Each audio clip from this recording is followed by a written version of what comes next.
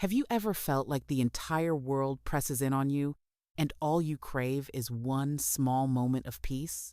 That was me, Emily, on a rain-soaked Thursday in Seattle. The city's rhythm outside was relentless cars splashing through puddles, thunder rolling in the distance while I escaped into the clouded sanctuary of my bathroom. Steam curled around me, turning the mirror into a dreamy blur, almost like I could erase my exhaustion, my worries, even my identity for a few minutes. But real life has a way of barging in, sometimes literally.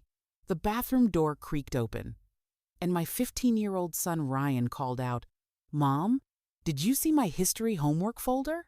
There I was, caught halfway between privacy and exposure. In psychological terms, this was a classic boundary violation. But for us, it was just clumsy humanity on display. Now, you might be thinking, why not just lock the door? Believe me, I wish I had. But in single-parent households, multitasking becomes second nature, and sometimes you forget the little things, like locks and quiet. The mortification on both our faces? It was almost funny once the shock wore off. The door slammed shut, but the tension lingered, mingling with the steam. For a second, I felt invisible, but then I heard his muffled, nervous giggle through the wood. In that moment, I realized he's not a little boy anymore.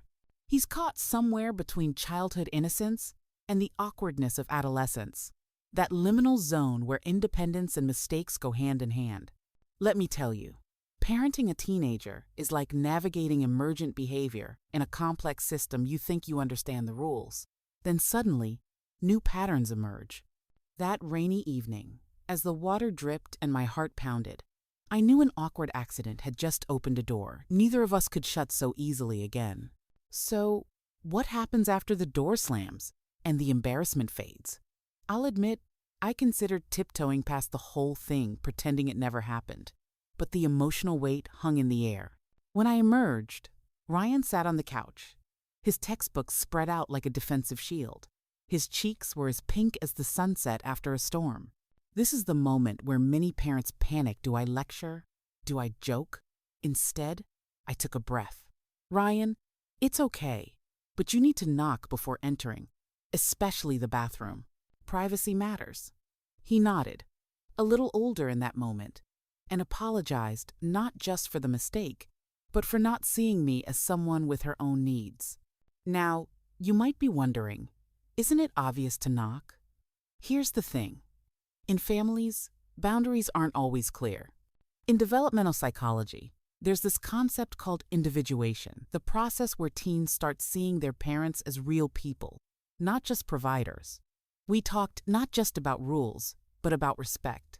It was clumsy, a bit awkward, but real.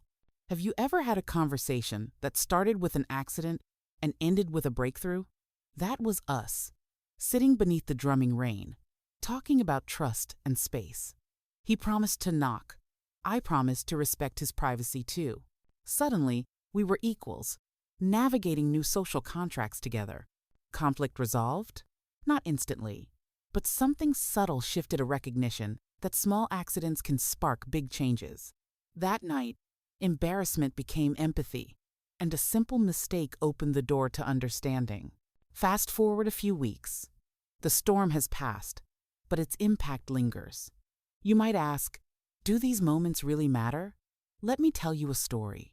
Ryan, once oblivious, began knocking before entering any room. He started asking how I was doing, not just what I could do for him. It's like the concept of positive feedback loops in systems theory. One change triggers another, and the effect multiplies. One day, I found him writing a school essay on life lessons. He chose to write about that infamous bathroom episode. There it was, in black and white, his embarrassment, his realization that privacy isn't a rule, it's a way to show love. Reading his words, I felt tears well up.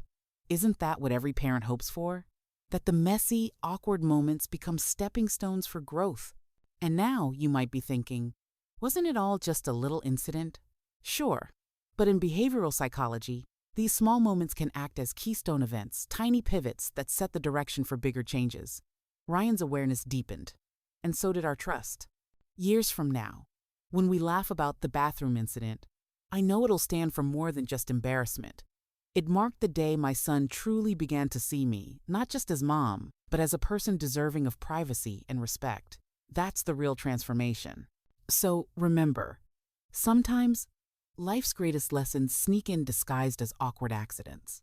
If we're brave enough to talk about them and humble enough to learn, those moments can deepen the love that holds families together.